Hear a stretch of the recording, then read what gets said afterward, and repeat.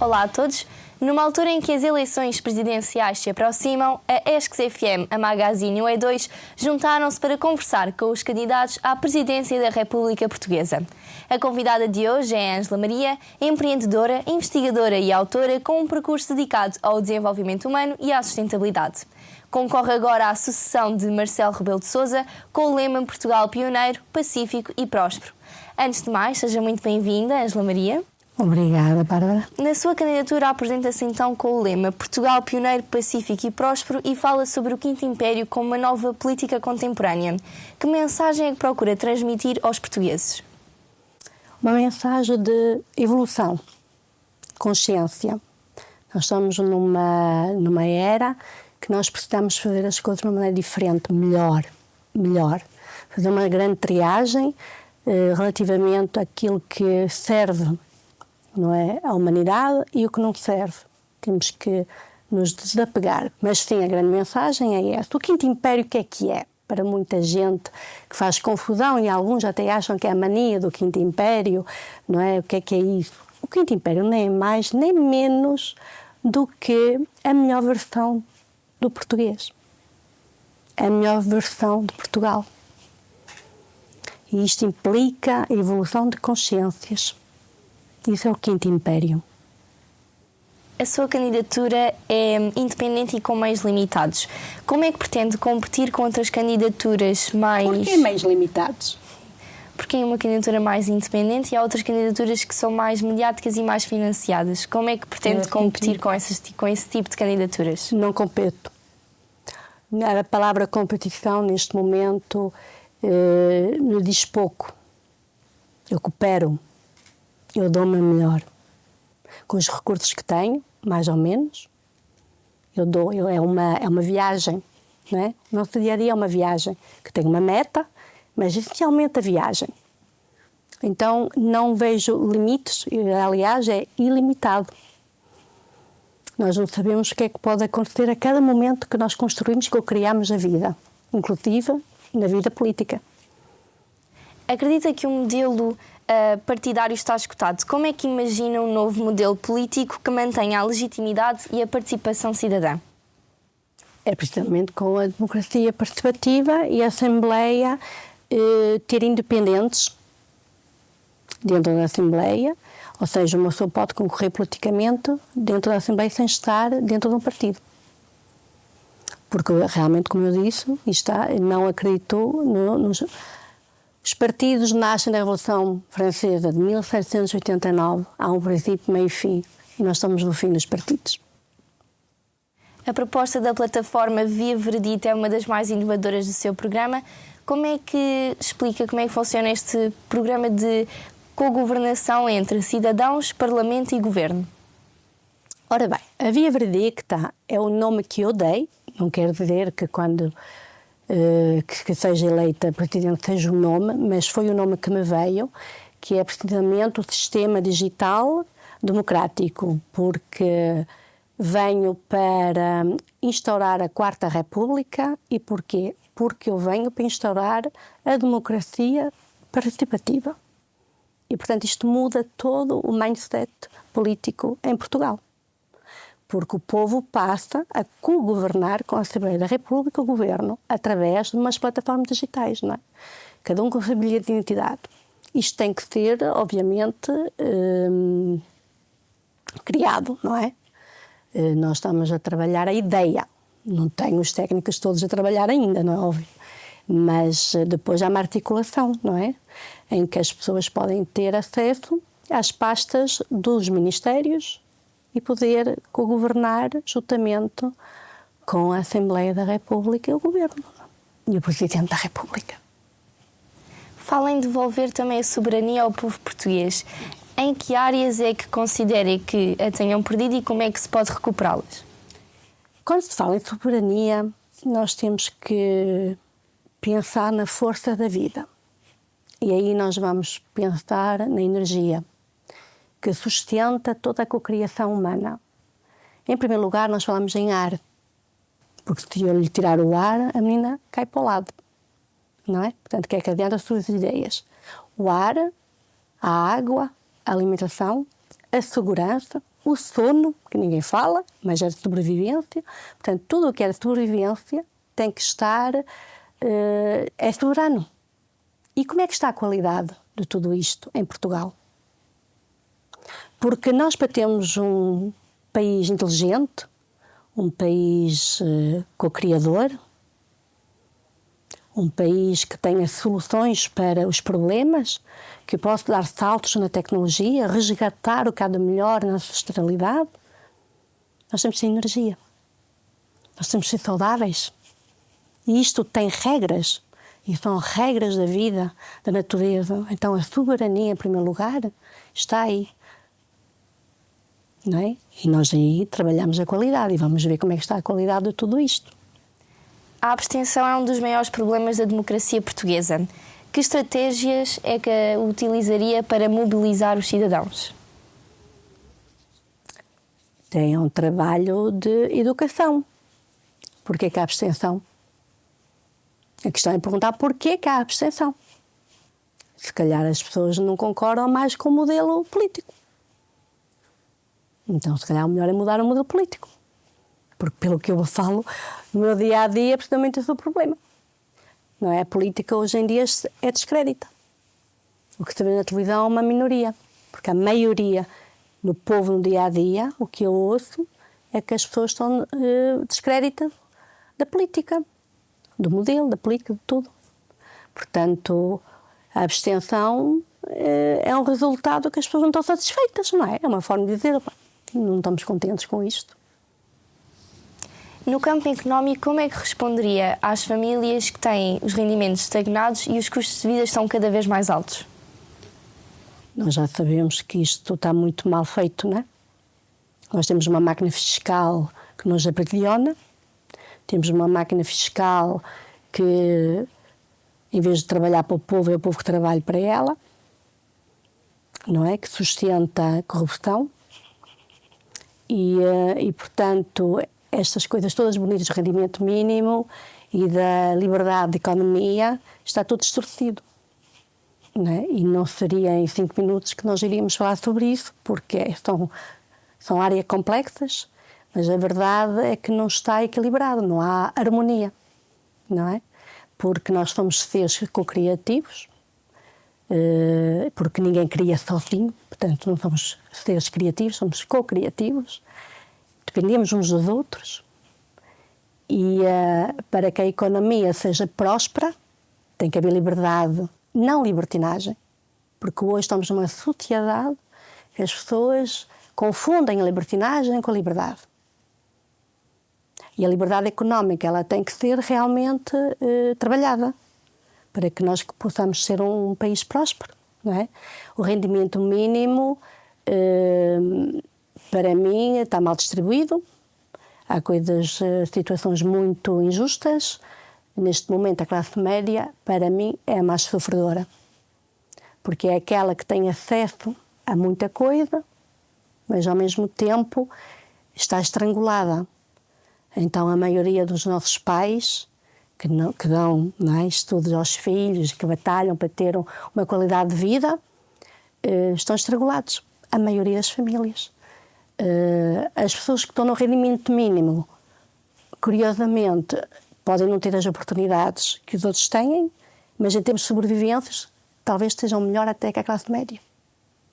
Mais depressa são capazes de ter problemas de encher o frigorífico, na classe média hoje em dia, do que alguém que recebe um rendimento mínimo. Porque os custos de sustentar uma família na classe média é muito alto, muito desigual, não é? Então, há aqui um grande trabalho na economia e que tem a ver diretamente com a máquina fiscal, que tem que ser revisto. Tudo tem que ser revisto. Tudo. A educação, a saúde, tudo. A segurança, tudo. Tudo tem que ser revisto. Por isso que falam também em Quarta República. Porque nós temos de dar esse salto. Se não dermos esse salto, nós nunca vamos conseguir o Quinto Império. Não é? Portanto, há uma passagem que tem que ser feita, que não é só em Portugal, é algo que está implementado a nível mundial, mas respondendo, tendo nós portugueses, não é? Respondemos por Portugal e, de facto, nós temos que rever e reharmonizar todas essas valências. No seu programa fala então de apoiar a juventude. Que medidas é que prevê para evitar a imigração jovem? A imigração, em primeiro lugar, é algo natural, não é? É como um respirar. O país respira também. O país tem alma. E a imigração para fora e para dentro é natural, é algo natural. Nós, portugueses, até somos um grande povo de imigrar, de ir para fora, não é? E também somos um povo que recebemos muito ao longo do tempo, não é? Muita gente vem. Os nossos jovens, em particular, o que é que acontece? O nosso país podia dar muito mais condições aos nossos jovens, não é? Porque os arranques são sempre os mais difíceis, não é? Havendo uma classe média, que é a maioria em Portugal, não é? Estrangulada, e os jovens que estão a pensar em entrar no mercado... Ora bem, estamos aqui no jornalismo. Quantos de vocês é que vão sair este ano, em 2026? Centenas, a nível nacional. Todos os vossos têm trabalho? Todos vão trabalhar para a RTP ou para a SIC? Não é? Então, o que é que nós podemos fazer? E o Governo acho que deve ajudar, sem dúvida, acho que sim. Acho que devia haver programas para ajudar, mais programas para ajudar os jovens, mas também acho que os jovens têm que ser preparados para se reinventar. Nós estamos numa fase que vocês, jovens, não é? Têm que fazer as coisas de uma maneira diferente. Não terem medo. Essas ideias todas que vocês têm nas vossas cabeças, que é nesta altura, não é? Que as ideias são muito fortes, conseguir fazer as coisas de maneira diferente. O jornalismo tem muito por onde se pega, não é? Que propósito é que cada ser humano, cada jovem tem na sua vida? O autoconhecimento é muito importante. Saber quem tu és. Tu és completamente diferente destas pessoas todas que estão aqui. Como cada uma é. O que é que vocês vão fazer no mercado? Não é? Então, há possibilidades em Portugal, muitas, todas. Alguns estão destinados a ir para fora. É o destino. A maioria deve ficar no nosso país. Deve ficar no nosso país, o Estado deve ajudar e os jovens também devem rasgar um pouco, no fundo, o mercado tradicional. Porque hoje em dia vocês têm muito o que fazer com a comunicação, muito. Também destaca a importância dos reformados e das pessoas que se sentem excluídas. Qual é a principal medida para apoio a essas pessoas? Nós somos uma população envelhecida, não é? O que é ótimo. Estou capaz de ser a candidata a falar que é excelente. Significa que somos um país sábio.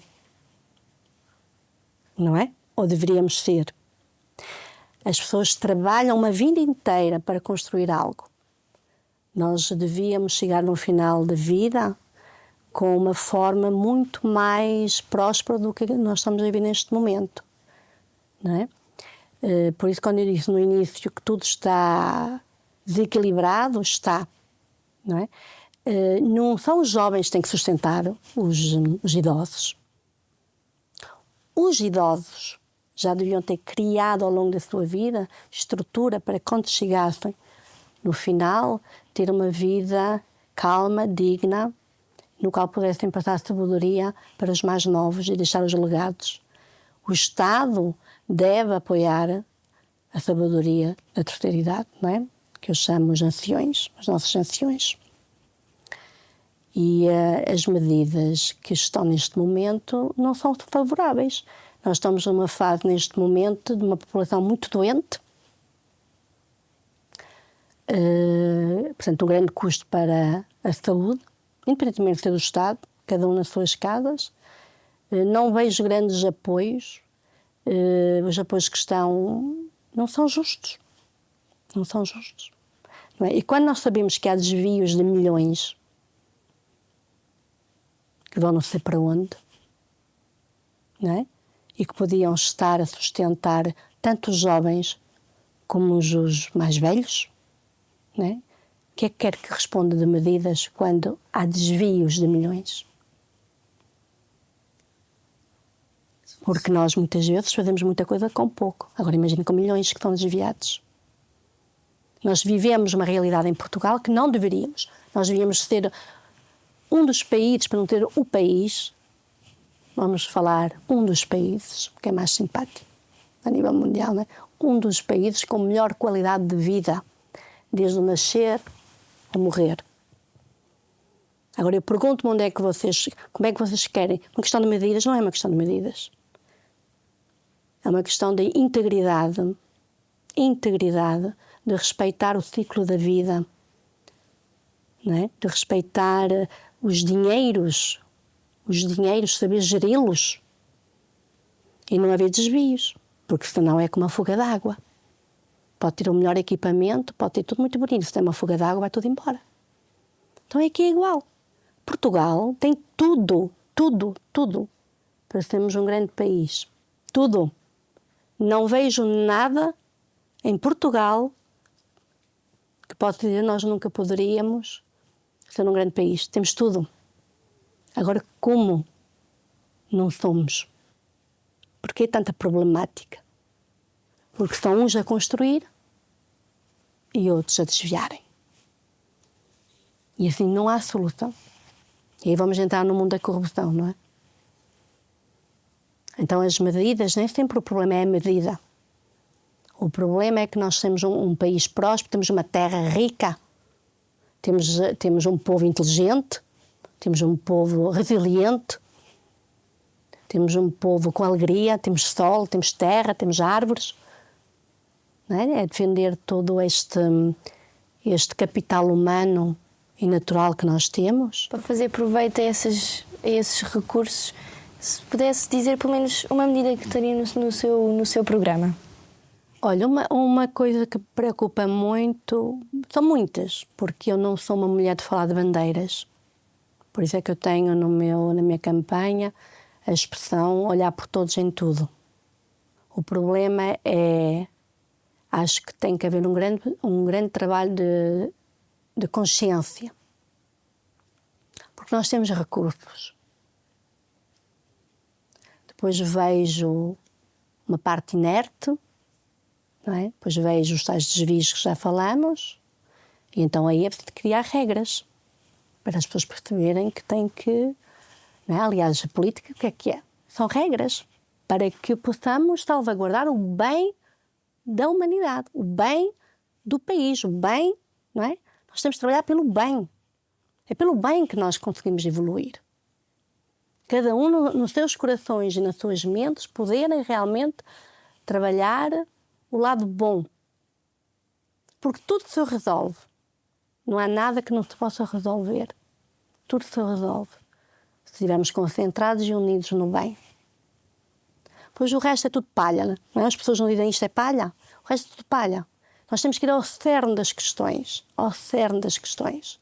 E nós temos que ter uma soberania alimentar, não é? Porque nós estamos a ser invadidos pelas indústrias internacionais, não é? Que querem nos vender comidas que não nos fazem bem, depois que vos põem nervosos, põem-vos doentes, depois vocês não têm cabeça para estudar, não têm cabeça para criar, não é? Criar ideias, não é? Para prosperar.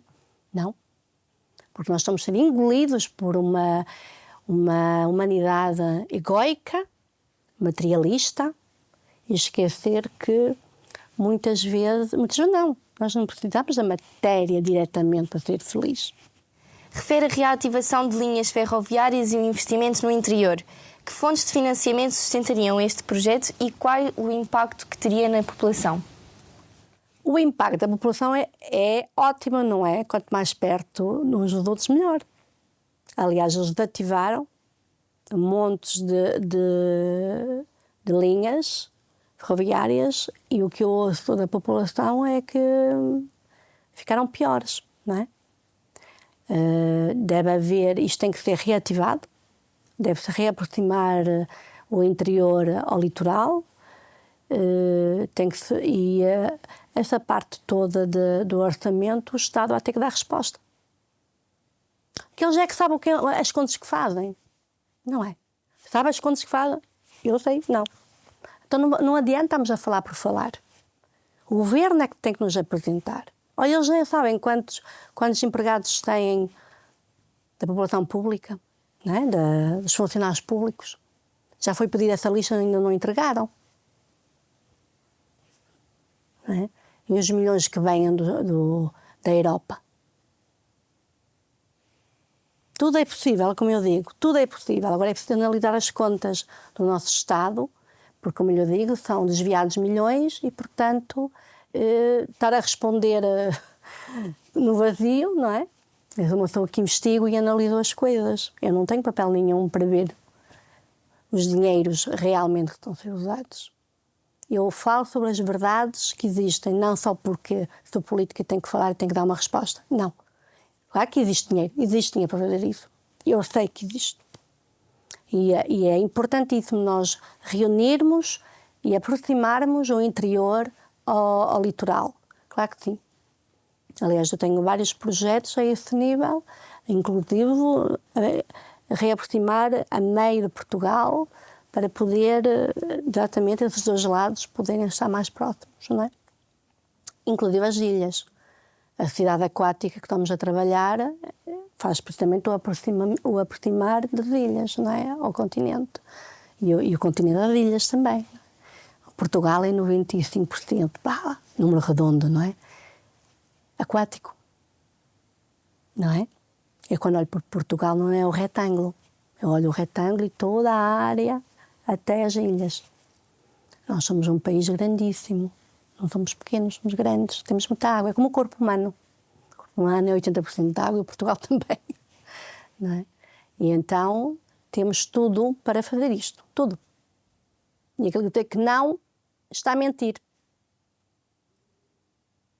Porque está a dizer que não, porque então há dinheiros desviados. Vão buscar os dinheiros que estão desviados a ver se não temos dinheiro para fazer as linhas.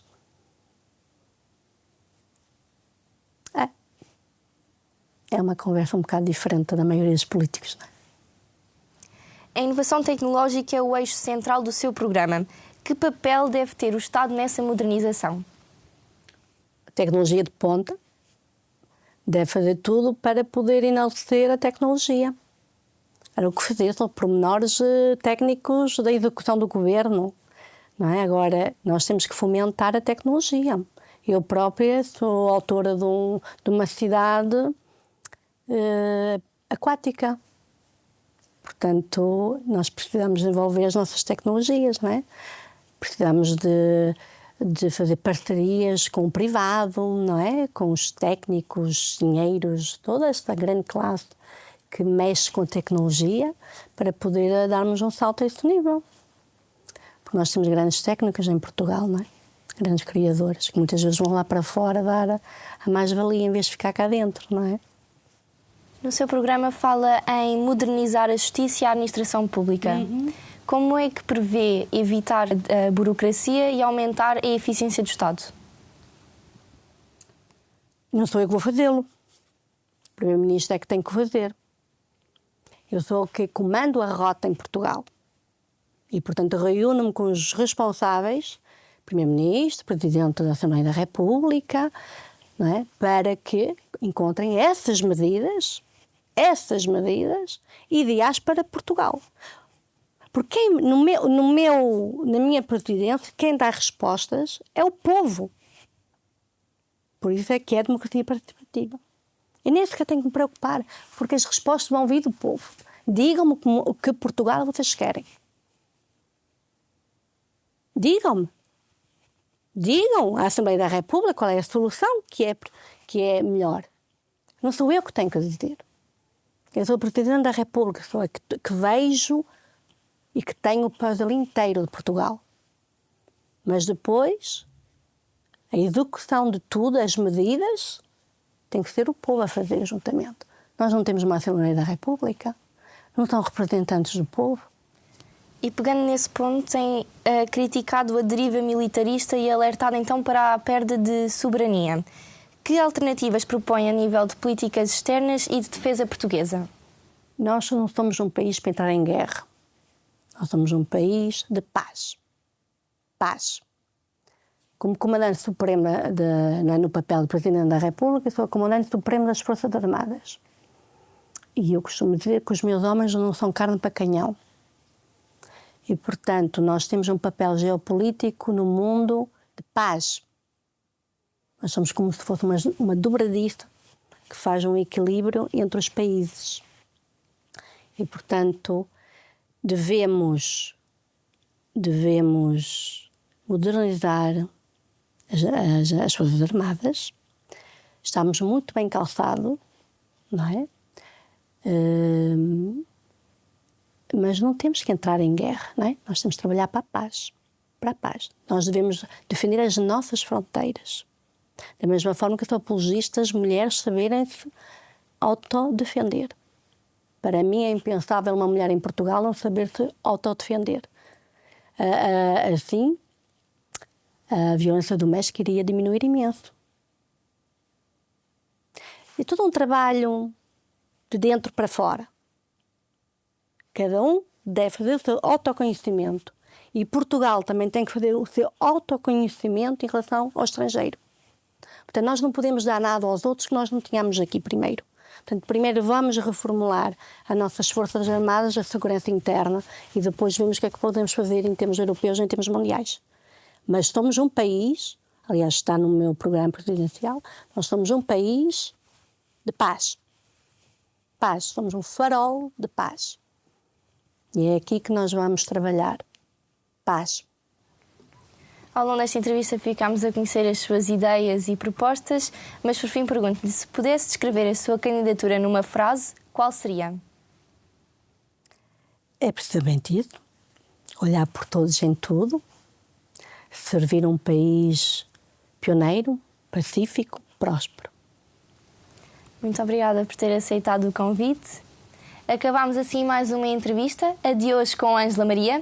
Esta série é um compilado de entrevistas aos candidatos das presidenciais de 2026. Uma parceria da ESC-FM, da Magazine e do E2. Não saiam desse lado e até breve.